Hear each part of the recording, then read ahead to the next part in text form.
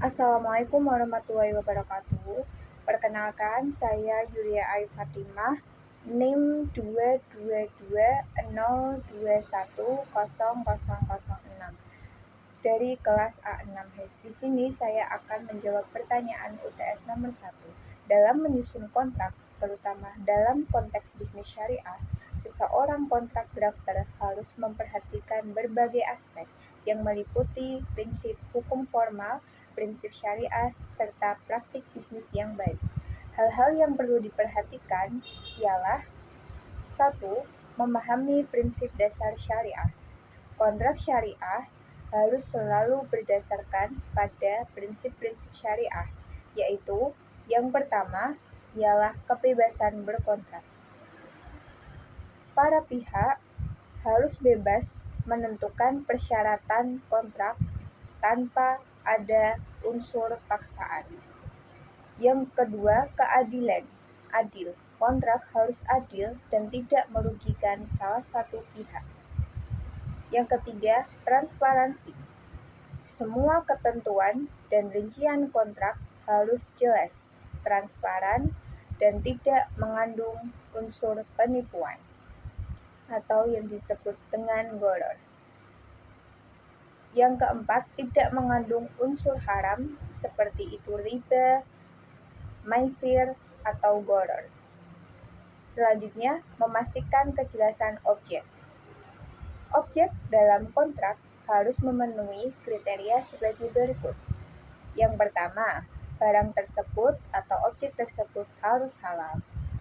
Yang kedua, objek tersebut atau barang tersebut harus jelas.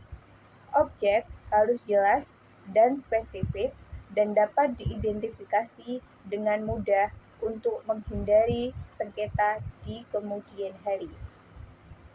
Yang ketiga, objek tersebut harus tersedia dan harus ada. Selanjutnya, kesepakatan para pihak atau yang disebut dengan ijab qabul. Dalam kontrak syariah, kesepakatan para pihak harus dilakukan secara sukarela tanpa paksaan. Proses ijab qabul harus dilakukan secara jelas, tegas, baik itu secara lisan maupun itu secara tertulis, untuk memastikan bahwa kedua belah pihak sepakat dengan isi kontrak tersebut. Selanjutnya, kepatuhan terhadap hukum positif. Selain memenuhi prinsip syariah, kontrak juga harus sesuai dengan hukum positif yang berlaku di negara tersebut. Hal ini sangat penting untuk memastikan bahwa kontrak memiliki kekuatan hukum yang sah dan dapat diterima oleh sistem peradilan jika terjadi suatu sengketa. Selanjutnya, menghindari gharar atau ketidakpastian. Untuk menghindari gharar, semua ketentuan dalam kontrak harus dirumuskan, disusun secara eksplisit dan tidak ambigu. Selanjutnya, tidak mengandung riba. Mempertimbangkan asas keseimbangan atau tawazun.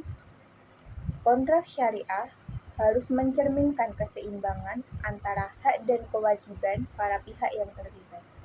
Tidak boleh ada pihak yang memanfaatkan atau mendominasi posisi untuk merugikan pihak lain.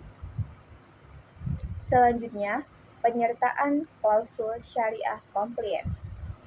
Kontrak harus mencantumkan klausul yang menjamin bahwa semua ketentuan dalam kontrak sesuai dengan prinsip syariah.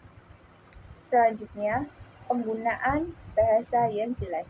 Bahasa yang digunakan harus jelas, lugas, dan mudah dipahami.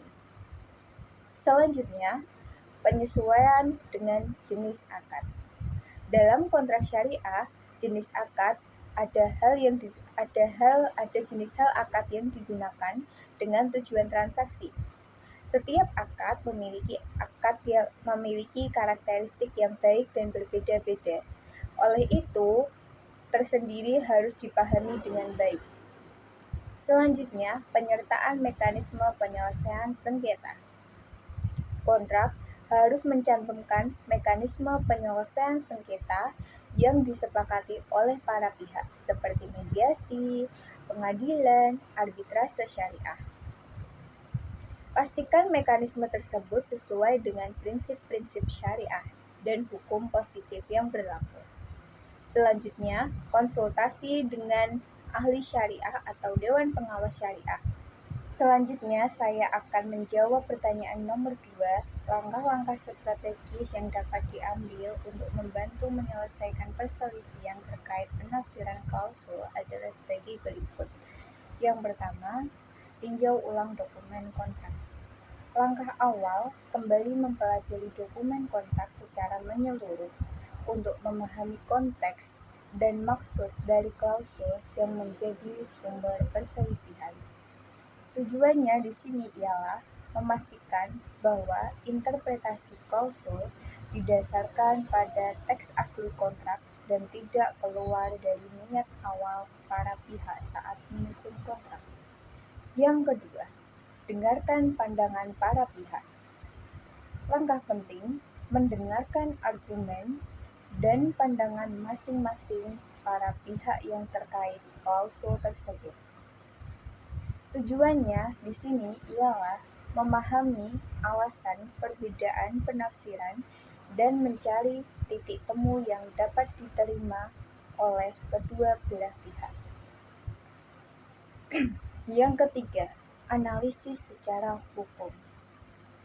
Melakukan analisis hukum terhadap klausul yang bersangkutan dengan mempertimbangkan prinsip-prinsip hukum kontrak yang berlaku, baik itu hukum positif maupun prinsip syariah jika relevan. Konteks bisnis dan tujuan awal kontrak.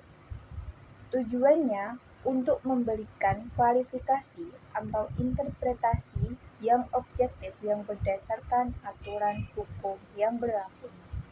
Yang keempat, cari solusi antara kedua belah pihak. Hal ini langkah mediasi berperan sebagai mediator untuk mencari solusi yang menguntungkan kedua belah pihak. Misalnya, melalui negosiasi ulang atau penyesuaian pelaksanaan kontrak tanpa melanggar ketentuan utamanya. Tujuannya untuk menghindari konflik kerana hukum yang lebih formal yang dapat merugikan hubungan bisnis dengan para pihak. Yang kelima, ajukan alternatif penyelesaian sengketa. Jika mediasi tidak berhasil, ajukan alternatif penyelesaian sengketa melalui arbitrase ataupun litigasi. Selanjutnya, saya akan menjawab pertanyaan nomor 3, governing law dan source of law dan source of law. Apa itu governing law atau source of law? Governing law atau source of law adalah ketentuan dalam kontrak yang menentukan hukum mana yang akan digunakan untuk mengatur dan menafsirkan kontrak tersebut. Contohnya, dalam kontrak internasional antara perusahaan Indonesia dan Malaysia, para pihak dapat menyepakati bahwa kontrak akan tunduk pada hukum Indonesia, Malaysia, atau bahkan hukum negara ketiga seperti Inggris. Apa itu source of forum? Definisi source of forum ialah ketentuan dalam kontrak yang menentukan lokasi atau yurisdiksi tempat sengketa akan diselesaikan jika terjadi suatu perselisihan. Contohnya, para pihak dapat menyepakati bahwa semua sengketa akan diselesaikan di pengadilan Singapura atau melalui arbitrase di London. Mengapa penting menyepakati governing law dan source of forum? Yang pertama, memberikan kejelasan hukum. Governing law memberikan kepastian tentang hukum mana yang akan digunakan untuk menafsirkan kontrak sehingga menghindari multitafsir. Choice of forum memastikan bahwa para pihak mengetahui di mana sengketa akan diselesaikan, mengurangi potensi konflik administratif. Yang kedua, menghindari kompleksitas yurisdiksi. Dalam kontrak internasional, para pihak berasal dari negara yang berbeda-beda, sehingga mungkin ada konflik hukum. Menyepakati governing law dan choice of forum membantu menghindari kompleksitas ini. Yang ketiga, meningkatkan efisiensi penyelesaian sengketa. Dengan adanya governing law dan choice of forum, proses penyelesaian sengketa menjadi lebih efisien karena para pihak tidak perlu membuang waktu untuk memperebutkan yurisdiksinya. Yang keempat, memastikan pelaksanaan putusan. Choice of forum yang jelas memastikan bahwa putusan pengadilan atau arbitrase dapat dilaksanakan di negara yang bersangkutan, terutama jika negara tersebut merupakan anggota konvensi internasional. Yang kelima, melindungi kepentingan bisnis. Governing law dan choice of forum yang dipilih dapat memberikan perlindungan bagi para pihak, terutama jika salah satu pihak memiliki keunggulan di negara tersebut. Pertimbangan dalam menyepakati governing law dan choice of forum yaitu neutral ground. Pilih hukum dan forum yang netral jika para pihak berasal dari negara yang berbeda.